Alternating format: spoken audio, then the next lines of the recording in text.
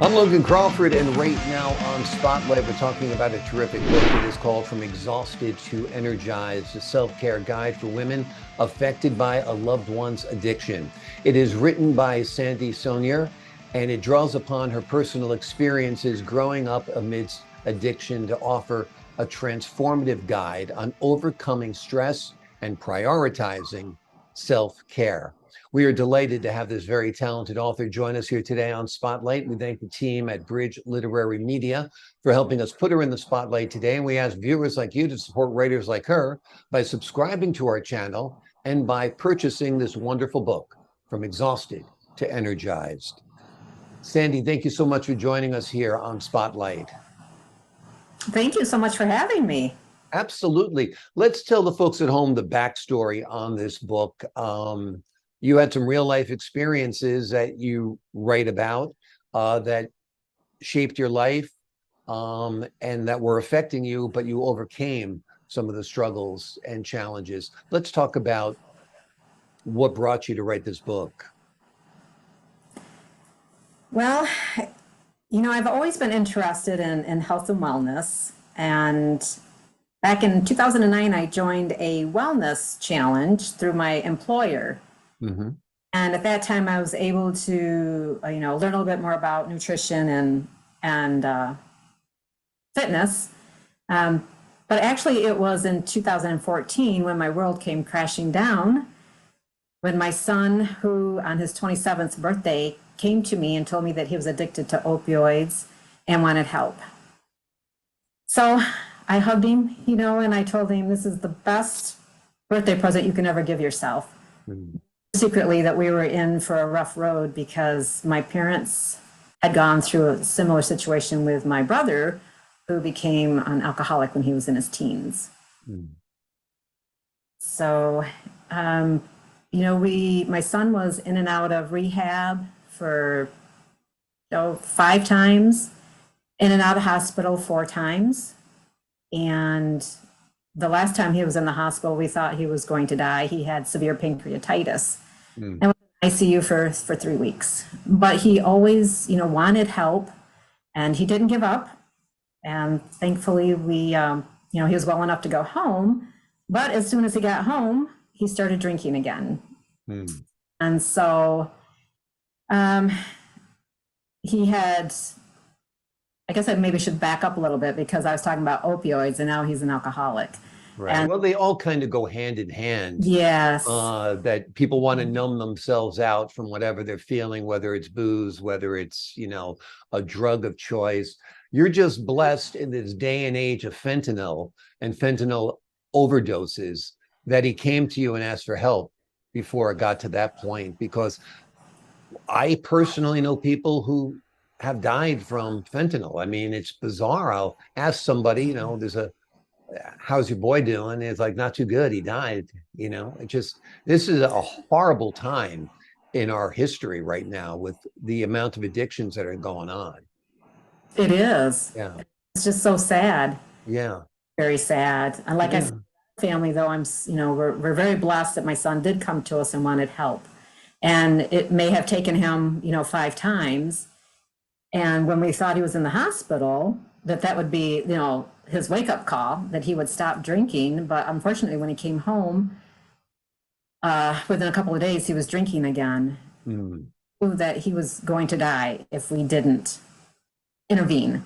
And so my husband and I, went and talked to him, brought him home, and he agreed to come home so we could help him. Mm-hmm. He didn't have a car.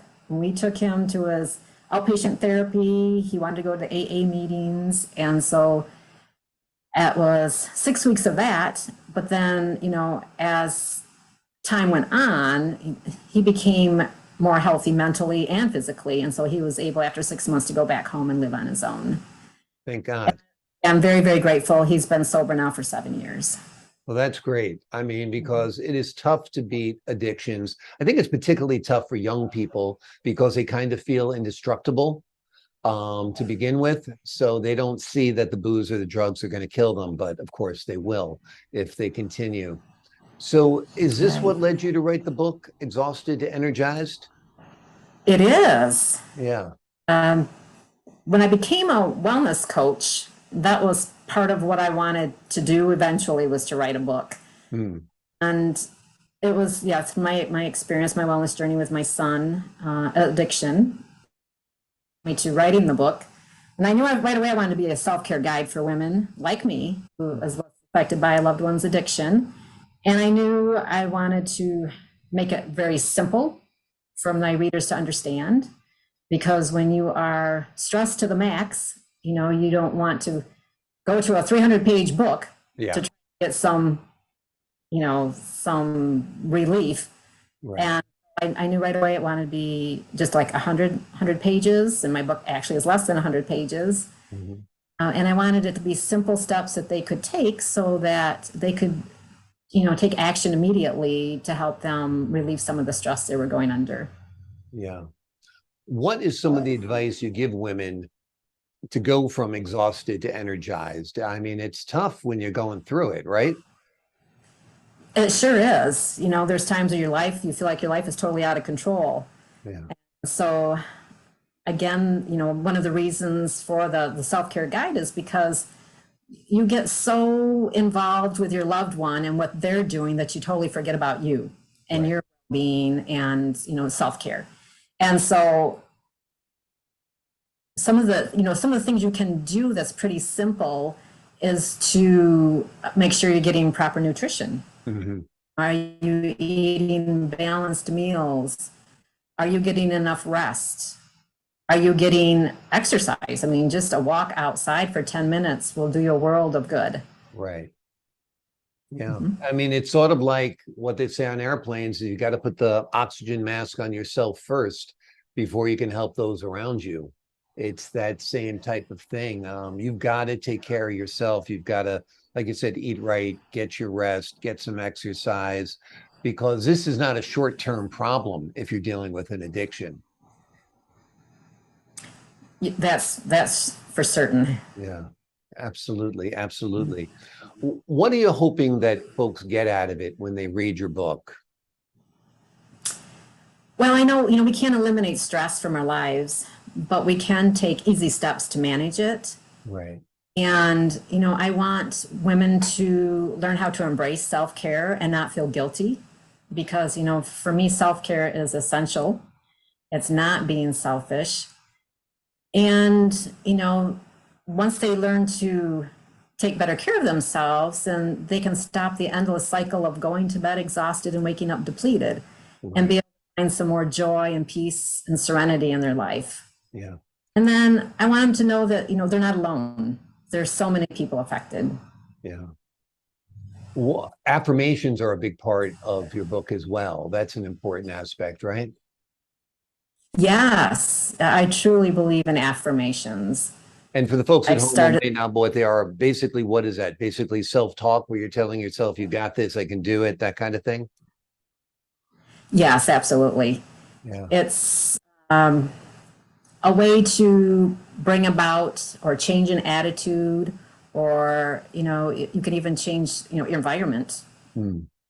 And I do have some written in there that can help.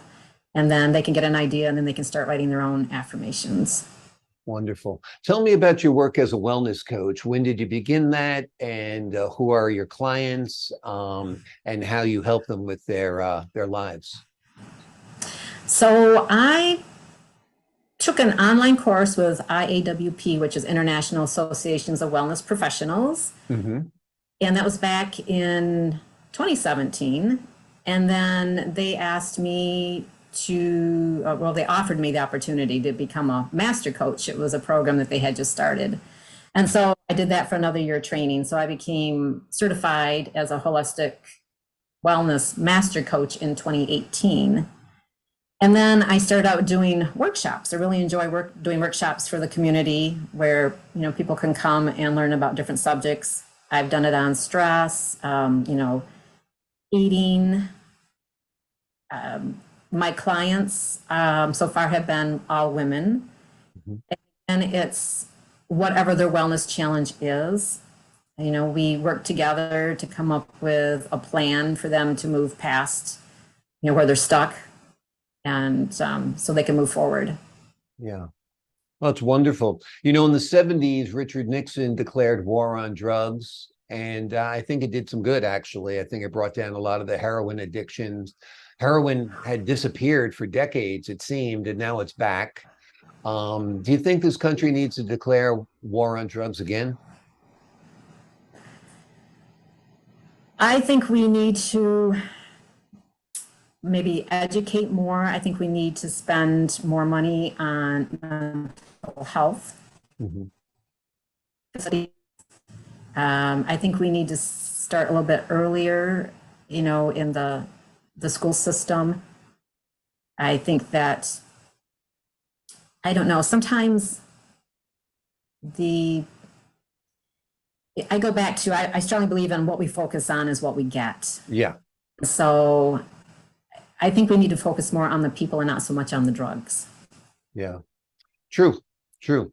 But yeah, or it could be a two-pronged approach. Make sure that people are getting the support and the care that they need, and eradicate the abundance of drugs in this country because it's out of control. And I don't think legalizing marijuana has helped things. I think it's given a green light to some people to say that, you Right. know what, some drugs are okay. So once you say some drugs are okay, what's to keep the kid saying, well, why can't I take this OxyContin then? Or why can't I take this or that? So it's definitely it's a epidemic right now, for sure.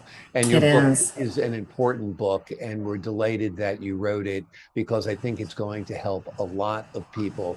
The name of the book is From Exhausted to Energized, a self-care guide for women affected by a loved one's addiction. And beyond women, I think this book would be helpful to men as well, because they're sometimes going through it too, as a dad or as a husband with an addicted wife. Self-care is important, and Sandy Sonier does a great job of laying out what you need to do to take care of yourself so you can take care of those you love. Sandy, thank you so much for joining us here today on Spotlight. You're welcome. Thank you. Oh, the pleasure is all mine. And to the folks at home, I'm Logan Crawford, thanking you for your time, this time. Until next time on Spotlight.